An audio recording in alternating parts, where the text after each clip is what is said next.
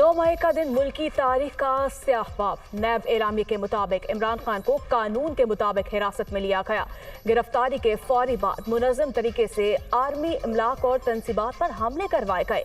फौज मुखालिफ नारेबाजी भी हुई। पाकिस्तान के अब्दी दुश्मन जो काम 75 बरस में न कर सके, इक़्तिदार की हवस में मुब्तला सियासी लिबादा ओढ़े गिरोह ने वो कर दिखाया। किसी को आवाम को उकसाने और कानून हाथ में लेने की इजाज़त नहीं दी जा सकती। ISPR का एलामिया।